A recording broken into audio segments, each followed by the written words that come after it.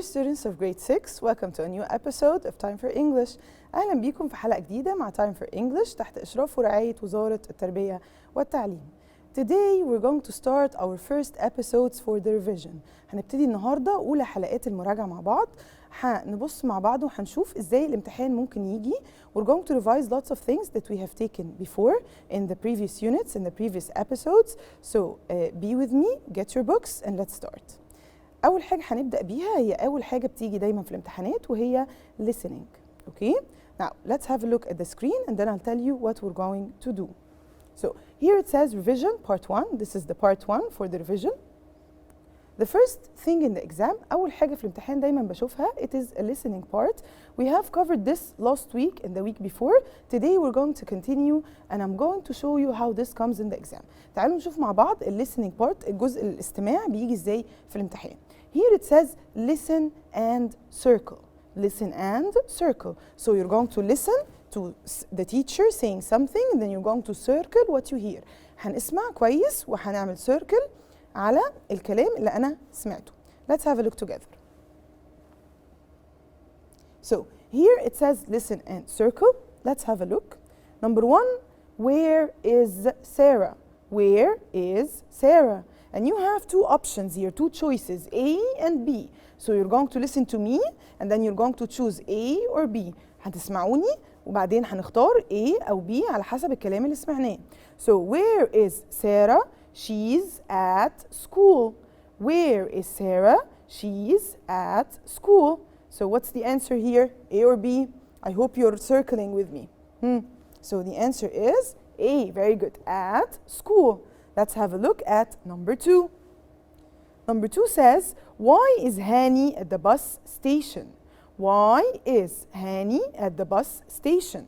To take the bus, to take the train. These are the two options. So I'm going to give you the answer now. Be ready. So why is Hani at the bus station?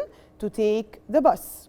To take the bus. So which one did you hear from me? A or B? Very good. It is A, to take the bus. Very good. Moving to number 3. I have 4 sisters. I have 4 sisters. And now I'll tell you the question. How many sisters do you have?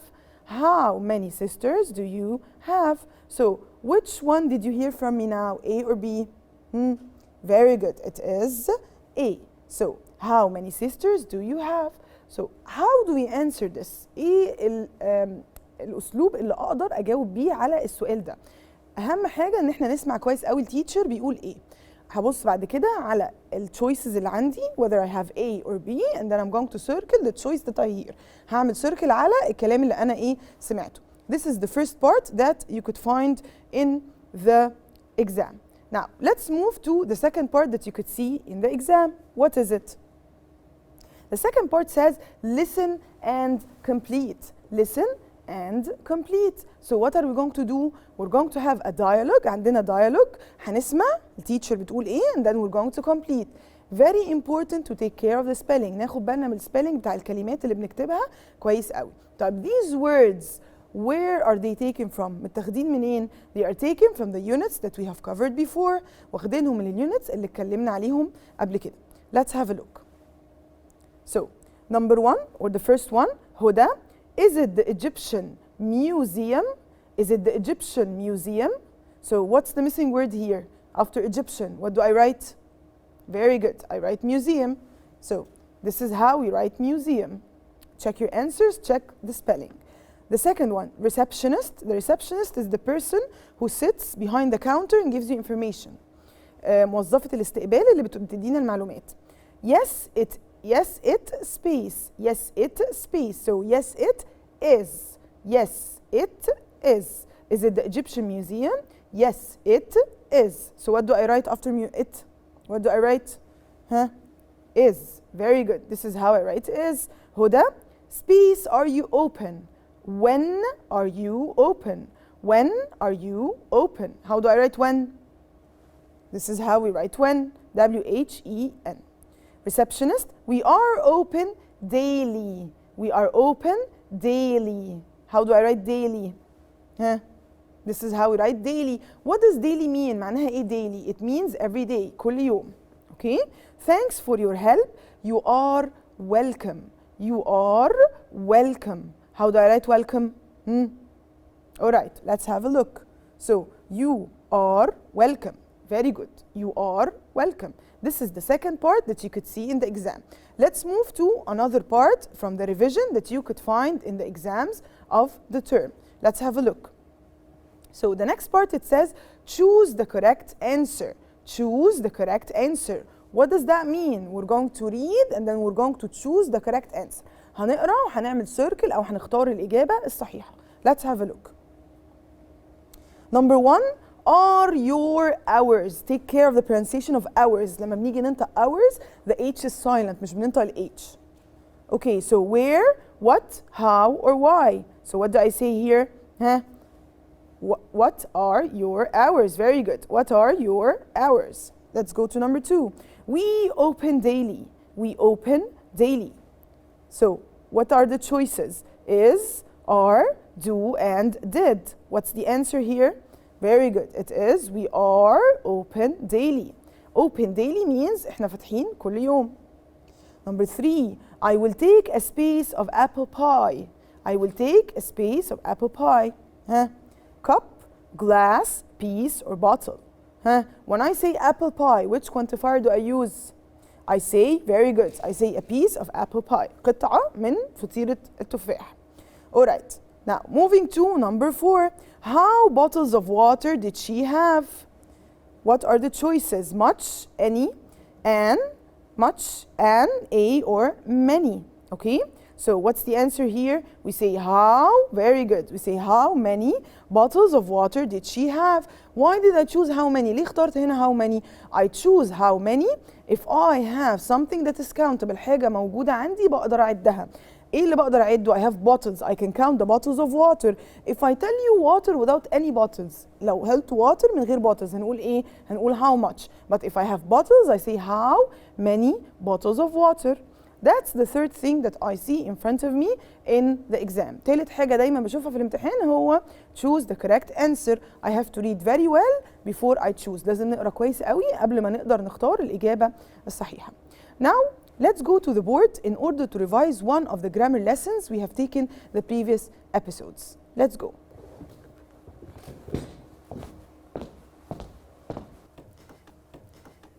Today we're going to revise the past simple. هنراجع مع بعض ال past simple الماضي أخدناه قبل كده وهنراجعه النهارده. Let's have a look. So we said that we use the past simple to talk about an action that happened in the past. بنستخدم ال past simple عشان نتكلم عن action حصل في ال past. Okay?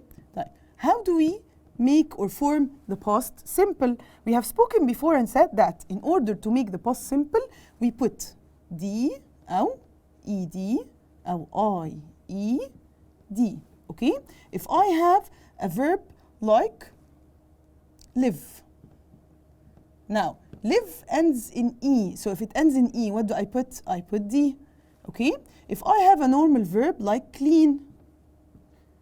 Clean is a normal verb. So if I want to put it in the past simple, لو عايزة أحط clean في past simple, what do I put? I put ED. So clean becomes cleaned. Very good.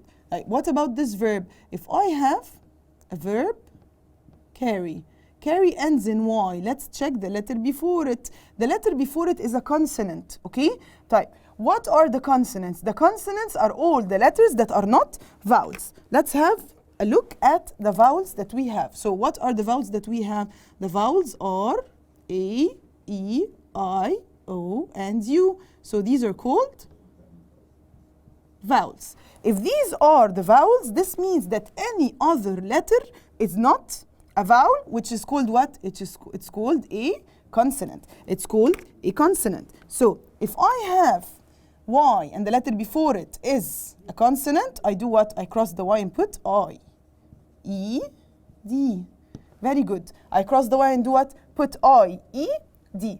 Now, we have in the past simple some verbs that do not take any of those. عندنا verbات ما بياخدوش كل الحاجات دي. What do they take? They are called irregular verbs. اسمهم irregular verbs. So, what are the irregular verbs? عندي go becomes what? went. Okay? I have do becomes what? did. طيب عندي buy becomes what? bought. Very good. I have take becomes what? took. لازم نحفظ الفيربات دي مع بعض كويس قوي. There is no other way for us to know it. لازم نحفظهم كويس قوي ونحفظهم كمان بالكتابة مع بعض. So these are the irregular verbs. Go, went, buy, bought, do, did, take, took. So this is how I make the past simple. ده ازاي بعمل past simple. طب what about the negative and the question? What about the negative and the question? So if I want to make the negative,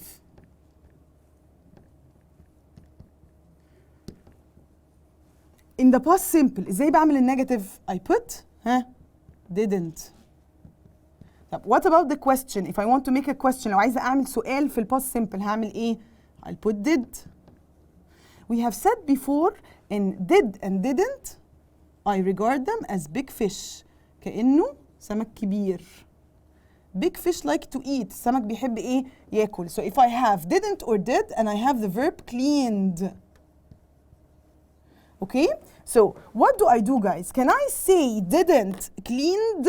Can I do that? I can't. If I have didn't or did, the fish likes to eat. If it's going to eat, what is it going to eat? It's going to eat the end of the verb. So whenever I have didn't or did, I have to put the verb as it is. Let's have an example. So I say what? Did he go out? Let's have a look here. If I use did, can I say here went? Of course not. I have to put the verb as it is. So did he go out? The verb in the infinitive as it is. Okay, let's have another example. He didn't stay home. Full stop. Let's have a look here. Here we have didn't. It is past simple. Past simple in the negative form. في negative form. If I have didn't and did are big fish, they eat the end of the verb. What does that mean? Can I put anything after the verb? لو عندي didn't هنا هحط حاجة بعد الverb? I can't. لازم أحط الverb في الانفينيتيف في المصدر زي ما هو. So here I say he didn't stay. Can I say he didn't stayed? No, I can't. So this is how we form the past simple. Don't forget بلاش ننسى انه الباست سيمبل بستخدمه لما بتكلم على اكشن حصل في الباست and was finished in the past. حاجة حصلت في الماضي وخلصت في الماضي. Now let's go back and see what other exercises we have for you.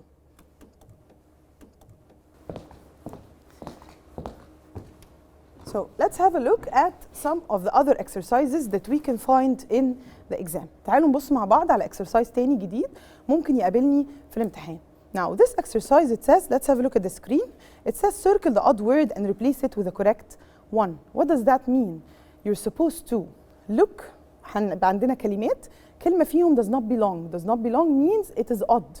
مش زي الباقيين. So we're going first to circle it. الأول هنعملها circling. تاني حاجة we're going to replace it with another word that belongs. هنعملها replacement بكلمة تانية تقدر تبقى زي الكلام اللي عندي. Let's have a look.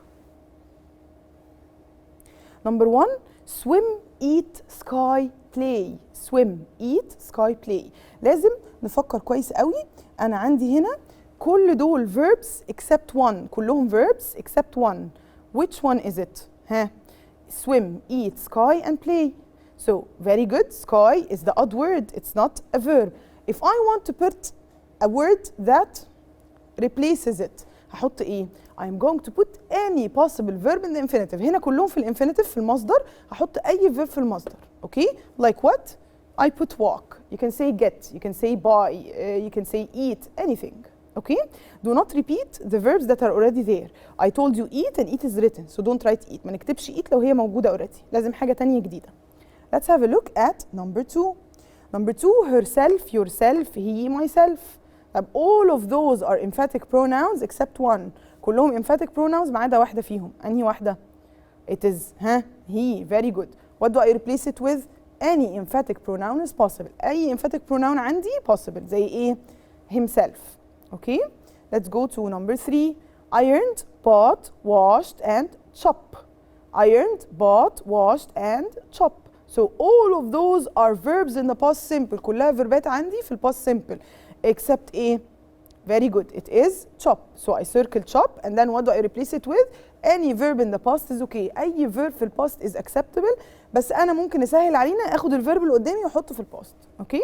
So it could be what? Chopped. ممكن نقول went, ممكن نقول did, stayed. Any verb in the past is acceptable.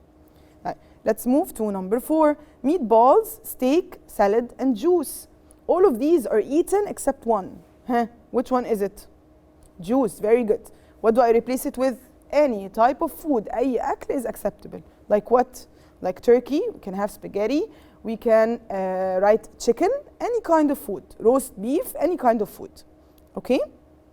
Alright. Moving to something else. طيب في حاجة تانية دايما بنشوفها في الامتحان وهي الباسج. Read the passage and answer the questions. Here it says read the passage and answer the questions. هنقرا القطعة كويس قوي اللي قدامي الباراجراف اللي قدامي and then I'm going to answer the questions according. Let's have a look. Last weekend, Ali went to the amusement park. He had an orange juice. He went on a ride. الأسبوع اللي فات علي راح الملاهي شرب عصير برتقال. He went on a ride. ركب لعبة. He saw a dolphin show. شاف شو للدولفينز. He ate cookies. أكل cookies. He took some pictures. He was very happy. His family was with him to keep an eye on him. Keep an eye on him means what? To take care of him. ياخدوا بالهم عليه. Okay?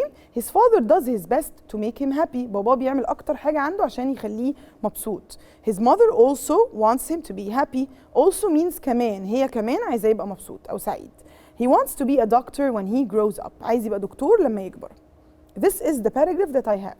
Do I need to understand everything? هل لازم أفهم كل كلمة موجودة قدامي؟ Of course not. You don't have to. نفهم ال overall meaning. Understand the overall meaning. نفهم المعنى المجمل بتاع ال paragraph. You don't have to understand every single word. Okay? Let's have a look at the questions. Choose the correct answer from A, B, C, or D. Now we have read the paragraph. We're going to read the question and choose. هنختار الإجابة الصحيحة. Ali was. What are the options? Sad, happy, tired, ill. So Ali was what? According to what you have read من اللي قريناه علي كان إيه؟ Okay, very good. The answer is happy. Very good. Okay, let's go to number 2. Ali drank an space juice. So what type of juice did he drink? Huh? Let's have a look. Apple, lemon, orange, pie. What kind of juice was it? It was, very good, orange juice. It was orange juice. Okay, now let's move to the next part. Again, we're in the same passage. Now we are going to answer according to the question that we have read, okay? Read the question and answer it. So what does it say? It says, where did Ali go at the weekend? Now, I have a question in front of me. عندي سؤال قدامي. هجاوبه ازاي؟ From my mind من دماغي? No. I have to return back to the paragraph I've just read. هنرجع للباراجراف اللي قريناه، اوكي؟ ونحاول نلاقي الإجابة. The question says, where did Ali go at the weekend? So here, Ali go weekend. ندور على الكلمة اللي فيها مكان كلمة weekend وندور على الإجابة. So what's the answer here?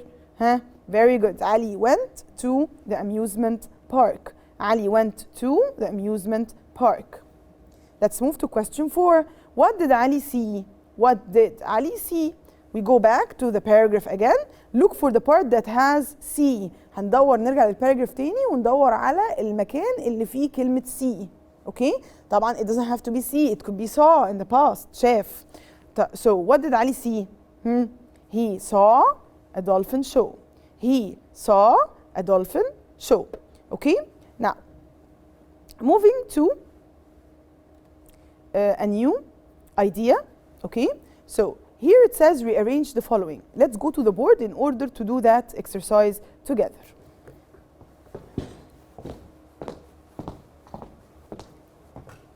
So the next exercise that comes in the exam is called rearrange. نرتب. تعالوا نرتب مع بعض. Let's have a look. So here the exercise says rearrange the following to make correct sentences. هنعمل ايه هنا؟ قدامي جملة مش مترتبة هرتبها in order to be a correct sentence. ودايما ناخد بالنا ان في فرق بين سؤال وسنتنس عادية. there is a difference between a question and a normal sentence and most probably we'll have two. في معظم الأحيان هيبقى عندي الاثنين، في جملة هتبقى question وجملة هتبقى normal sentence. Okay, let's have a look.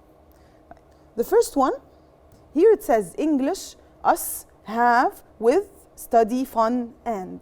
Okay, most probably I'm going to underline the word that you're going to start with. دايما هعمل لك underline أو هغير اللون أو هعمل capital أول كلمة هنبتدي بيها. So what's the first word that we have here? The first word that we have here is called study. Okay, so I'm going to start with the word study. So what can I say after study? What is possibly written after study? Study? Let's see the answer. So study English and have fun with us. Study English and have fun with us. We can say study English with us and have fun. Both are okay. ممكن نقول study English and have fun with us or study English with us and have fun. Okay, both are correct here. Let's have a look at number 2. Number 2 says tomorrow the what's for homework. Tomorrow the what's for homework. Again, we have to start with what's. Okay, so if we start with what's, what are we going to say? I'll give you some time to think about it. Tomorrow the what's for homework. So what do I say? I say what's the homework for tomorrow? What's the homework for tomorrow? Take care of this, guys. So when we have after a question, when I say what's the homework for tomorrow, I have to put what? I have to put a question mark. If I want to answer the rearranged question correctly, I have to read very well. لو عايزة أجاوب السؤال ده بسهولة وأجاوبه صح لازم أقرأ كويس جدا. I have to think about the answers first. Some students, في بعض من الستودنتس بيفضلوا ان هم يعملوا numbering الاول فوق. ممكن نعمل كده. So you can just number them. You can say start by saying study number 1 وبعدها English number 2 first and then start copying. This is another way of doing it. ممكن برضو نعمل كده. ممكن نبتدي ان احنا نعمل لهم نرقمهم and then after that we rearrange under it and write a correct sentence. نكتب جملة صحيحة بعد ما نعمل لها arranging فوق. Okay? Now, moving back to there again, we're going to look at the last exercise that usually comes in the exam. Let's go.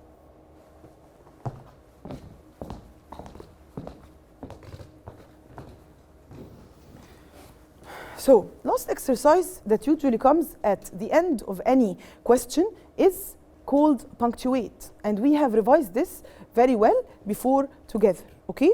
Now, the punctuate means, when I tell you punctuate, it means to put capital letter, full stop, comma, question mark. دي اسمها ايه بالعربي؟ اسمها علامات الترقيم. يبقى لما بقول كلمة punctuate معناها ان انا هقرا الجملة كويس قوي وهحط علامات ايه؟ علامات الترقيم. Okay? Let's have a look at the screen. It says punctuate the following. لازم نحفظ كده الكلمة دي عشان لما اشوفها واقراها اعرف انا هعمل ايه. So, the first sentence here we have Omnia's mother watches TV before she sleeps. Omnia's mother watches TV before she sleeps. هنعمل ايه هنا؟ هنقرا السنتنس كويس قوي وهعمل underline under the things that are supposed to change. هعمل ارسم خط كده تحت الكلمات اللي محتاجه ايه اغيرها. طيب عندي أمنية that is a name. If I have a name, we said names of people have to be written in capital. كل اسماء لازم تتكتب ايه capital حتى لو في وسط الجمله. It starts with أمنية يبقى the O has to be ايه؟ The O has to be capital. Very good. طيب أمنيا's mother. أمنيا's mother. The mother of أمنية. لما يبقى عندي something that belongs to someone لو حاجة بتاعت حد اوكي I have S I have to put apostrophe. قلنا الابostrophe دي اللي بتبقى طايرة في الهواء. اوكي so أمنيا's mother watches TV before she sleeps. طب at the end of every sentence آخر كل جملة لازم أعمل إيه؟